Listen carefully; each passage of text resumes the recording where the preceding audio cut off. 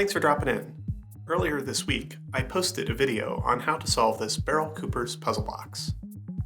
I'm embarrassed to say that even though I spent months testing this thing, I didn't realize that there was an alternate way of solving the puzzle.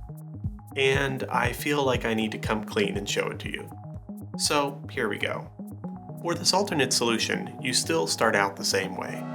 You slap the bottom of the puzzle, and this cork piece falls out.